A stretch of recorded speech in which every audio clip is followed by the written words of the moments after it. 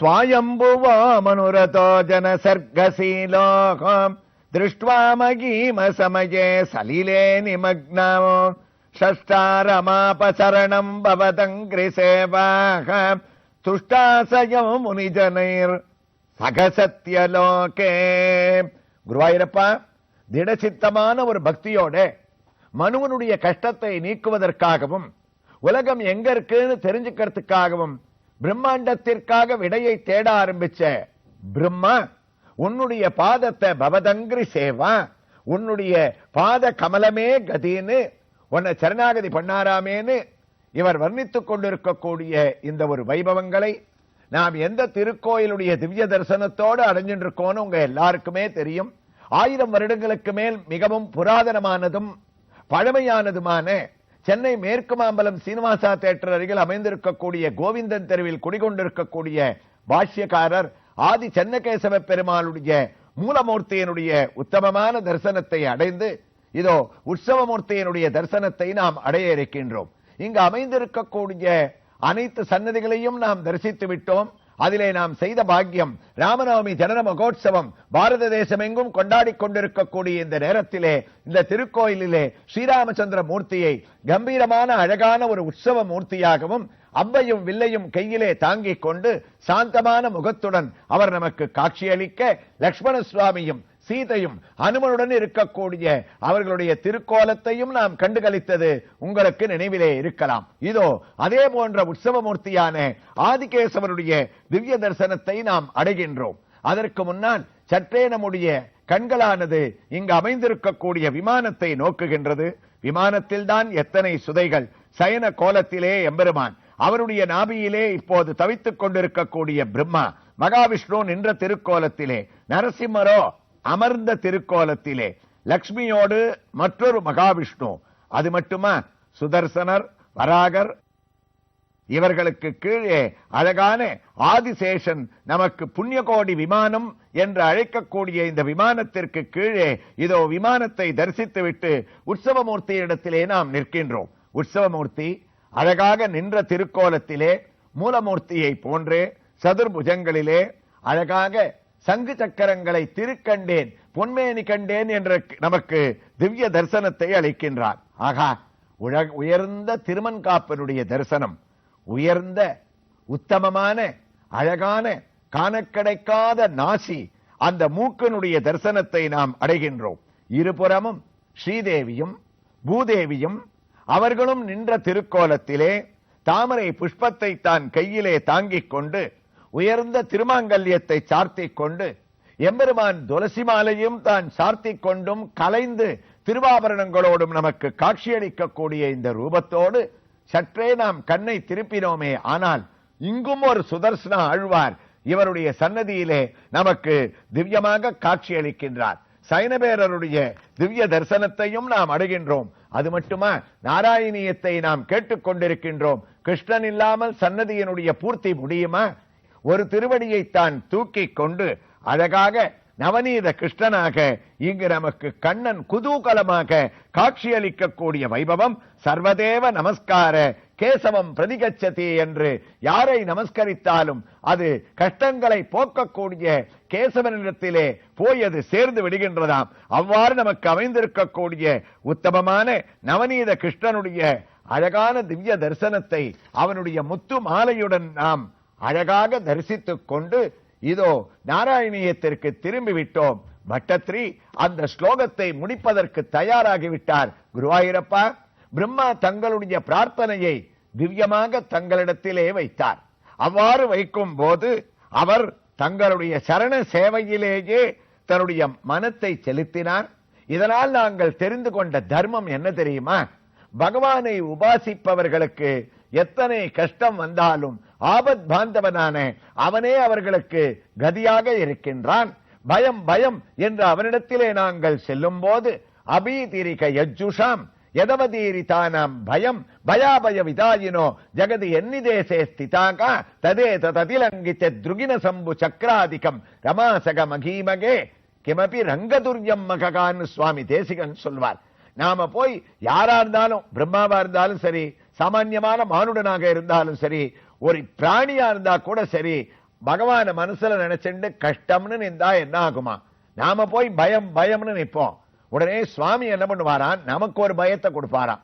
என்ன பயம்னா, நாம பயப்படுற பயம் இல்ல, அபயம்ன்ற ஒரு பயத்தை, நாம தரிசனம் பண்ணிட்டு இருக்கக்கூடிய பல திருக்கோயில்கள்ல அநேகமாக 90% பகவான் நமக்கு அபயஹஸ்தத்தோட தான் காட்சி கொடுக்கிறார். போன உடனே கைரேகைகளோட வாருங்கள், உங்களுக்கு எத்தனை கஷ்டமா இருந்தாலும் இந்த கை பார்த்துக்கோ, பயம் தச்சத பத்திரம் போன்னு நமக்கு அனுகிரகம் பண்றார். அந்த ஒரு பாவத்துல பிரம்மா இங்க கை கூப்பி நிக்கிறார். குருவாயூரப்பா, உடனே நீ அவரை கை தூக்கி விடுவதற்காக உன்னுடைய கையை தூக்கிட்ட, உன்னுடைய வலது கையை தூக்கி பவதங்கிரி சேவாக, கவலைப்பட வேண்டாம், நான் இருக்கேன், உமது கஷ்டம் என்னன்னு நீ கேட்டையாமே, இது சத்தியமான இந்த ஸ்லோகத்தை முடிக்கிறார். அதனுடைய உத்தமமான ஒரு தமிழ் பாசுரம், உலகெல்லாம் நீரிடை மூழ்கி மாழ்கையில் அலகிலாம் அனுமுதல் தேவர் யாவரும் இலகுரும் சத்தியலோகம் தன்னையே புலைத்திடை நினைத்தினர் புகுதல் மேயினர். சத்தியலோகத்தை தவிர எங்களுக்கு வேற கதி இல்லைன்னு மனு பிரம்மாவை சரணம் பண்ண, குருவாயூரப்பா பிரம்மா உன்னை சரணம் பண்ணார், நீ என்ன பண்ண போறேன்னு நாங்கள்லாம் அவளோட காத்துட்டு இருக்கோம், எந்த அவதாரம் வரப்போறதுன்னு நாங்கள்லாம் தவிச்சுட்டு இருக்கோம்னு இந்த ஸ்லோகத்தை முடிச்ச பட்டத்ரி 12வது தசகத்தினுடைய 2வது ஸ்லோகத்தை மறுபடியும் பிரம்மா மகாவிஷ்ணுவனுடைய பாத கமலங்களை தியானிக்கக்கூடிய வைபவத்தோட ஆரம்பிக்கிறார். இதோ அந்த ஸ்லோகம். கிருஷ்ணா கஷ்டம் பிரஜா காஸ்ரஜதி மையவனி நிமக்னா ஸ்தானம் சரோஜபவ கல்பய தத் பிரஜானம் இத்யேவமேஷ கதிதா மனுனா ஸ்வயம்போ அம்போருகாக்ஷதவ பாதயுகம் யதசேத். மனு பிரம்மதேவனை பிரார்த்திச்சதை மறுபடியும் ஞாபகப்படுத்தி எல்லாரும் தான் செய்யக்கூடிய காரியத்திற்கு கஷ்டம், இந்த ஸ்லோகத்தை எப்படி ஆரம்பிக்கிறார்னா கஷ்டம்னே ஆரம்பிக்கிறாராம். இதை கேட்டா நம்ம கஷ்டம் போகும்னு பரஸ்ருதியை சொன்னார். யாருக்கு கஷ்டம்? உலகத்துக்கே கஷ்டம். உலகத்தினுடைய இயக்கமே இல்லாம எல்லாம் கடலுக்கு அடியில போய் முழுகி ஒரே தண்ணீரா போயிடுத்துனா என்ன பண்றது? இவர் சொல்ற இந்த கஷ்டம்ன்ற ஸ்லோகத்தை யார் புரிஞ்சுக்க முடியுமோ முடியாதோ, சென்னை வாசிகளான எல்லாருக்கும் புரியும். கொஞ்ச நாளைக்கு முன்னாடி எல்லாமே தண்ணீர முழுகின போது நமக்கு எவ்வளவு கஷ்டம் ஏற்பட்டதுன்னு. அப்ப ஒரு பகுதி தண்ணீர முழுகித்து எல்லாருக்கும் பல கஷ்டம் தாங்க முடியாம தவிச்சான்னா, உலகமே தண்ணீர முழுகிய போது குருவாயூரப்பா அவர்களுடைய நிலைமை எப்படி இருக்கும்? அதனால தான் பிரம்மா வந்து உங்ககிட்ட நின்ற உடனே யாருக்கு என்ன வேணும்னு கேட்ட உடனே பிரம்மா ஒண்ணுமே சொல்லல. உங்ககிட்ட ஆரம்பிச்ச முதல் பதமே கஷ்டம் பிரஜா ஸ்ருஜதி மையவனி நிமக்னா ஸ்தானம் சரோஜபவ கல்பய தத் பிரஜானம். ஜெகத் சிருஷ்டி ஆரம்பிக்கச்சேயே இப்படி ஒரு தடங்கள் வந்துருத்தே, என்னால பலவிதமான யோஜனைகளை பண்ணி பார்த்தேன் கிருஷ்ணா. பிரம்மா சொல்றாராம், உங்களை தொந்தரவு பண்ணக்கூடாது, எதுக்கு எடுத்தாலும் ஒரு சின்ன சமாச்சாரம்னா மகாவிஷ்ணு நாராயணா கோவிந்தா அப்படின்னு வந்து உங்களை கஷ்டப்படுத்துறதுல பிரயோஜனம் இல்லைன்னு நான் என்னுடைய பிள்ளையான மனு வந்து இந்த ஒரு விஷயத்தை சொன்ன உடனே நாமளே போய் பூமியை காப்பாற்ற முடியாதா? கீழே இறங்குவோம், எந்த ஜலத்துல எங்க மூழ்கி இருக்கா, யார் அடைச்சு வச்சிருக்கான்னு பாப்போம்னு நான் கீழே அப்படி யோஜனை பண்ணி பார்த்தேன். என்னுடைய மனக்கண்ணால ஞான திருஷ்டியால எவ்வளவோ முயற்சி பண்ணி பார்த்தேன். ஆனா என்னுடைய தோல்வியை ஒத்துக்கிறேன். பகவானே, உங்களை தொந்தரவு பண்றது தவிர எங்களுக்கு இதற்கு வேற விடையே தெரியலையே, வேற எங்களால ஒன்னும் பண்ண முடியலையே. அதனால இப்ப என்ன பண்ணிருக்கோம்? தவ பாதயுகம் யசிந்தேதே, உன்னுடைய சரணங்களையே நான் கெட்டியா பிடிச்சுட்டு வந்திருக்கோம். இதனால குருவாயூரப்பா, குருவாயூர்ல நான் என்ன தெரிஞ்சுட்டேன், எப்படி பிரம்மாவுக்கு மகாவிஷ்ணுவானவர் வைகுண்ட உலகத்துல வந்து பிரத்யக்ஷமான ஒரு தெய்வமோ, அதே மாதிரி குருவாயூர் கஷேத்திரத்துல உன்னை தியானிக்கிறவாளுக்கு நீ ஒரு பிரத்யக்ஷமான ஒரு தெய்வமா இருந்துட்டு இருக்க. நாங்கெல்லாம் வைகுண்டத்துக்கு போக முடியாது, பிரம்மஸ்தானத்தை அடைய முடியாது, இருக்கக்கூடிய ஆயுள் காலமும் குறைவு, அதுல எங்களுக்கு வரக்கூடிய கஷ்டங்கள் ரொம்ப அதிகம். நாங்கள் வாழக்கூடிய நாட்களை விட எங்களுடைய கஷ்டங்களை எண்ணி பார்த்தோம்னா இந்த எண்ணிக்கையில அது அதிகமா இருக்கும். அந்த சந்தர்ப்பத்துல பிரம்மா மாதிரி எங்களுக்கு ஒரு தீர்வு என்ன தெரியுமா? தவ பாதயுகம் யசந்தே. உங்களுடைய பாதயுகத்தை தியானம் பண்றதை தவிர எங்களுக்கு வேற வழியே தெரியலையேன்னு இந்த ஒரு கஷ்டம்ன்ற போது ஞாபகப்படுத்தினாராம். அதைத்தான் பிரம்மாவும் அங்க பண்ணார். அப்படி பண்ண போது பகவான் பார்த்தார், நீங்க கவலையே பட வேண்டாம், என்னுடைய தியானமானது உங்களுக்கு சகல நன்மைகளையும் உண்டாக்கும். நான் பக்தர்களிடத்துல தான் இருக்கேன், நீங்க கூட்ட உடனே ஓடி வந்து உங்களுடைய ஹிருதயத்துல நான் உட்கார்ந்துன்றேன். இப்படி இந்த பட்டத்திரி சொல்லக்கூடிய ஒரு விஷயம் சுவாமி தேசிகன் ரொம்ப அழகாக காஞ்சிபுரத்துல வரதராஜ பஞ்சாசத்துல சொல்றார். ஏ வரதா, நீ இருக்கிற இடம் பல இடங்கள் இருக்கு, பார்க்கடல்ல போய் நீ படுத்துன்னு இருக்க, அங்கத்தான் இருக்கேன்னு நினைச்சா உன்னுடைய உறைவிடம் மகாலட்சுமி இடத்திலேயே இருக்கு. இல்லைன்னா நீ இருக்கிற இடத்தை மகாலட்சுமிக்கு உறைவிடமாக நீ கொடுத்துடுற. அது மாத்திரம் இல்ல, நாங்க ரொம்ப யோஜனை பண்ணி பார்த்தோன்னா பல இடங்கள்ல பக்தர்களுக்காக நீ கோயில்லையும் போய் நின்று இருக்க.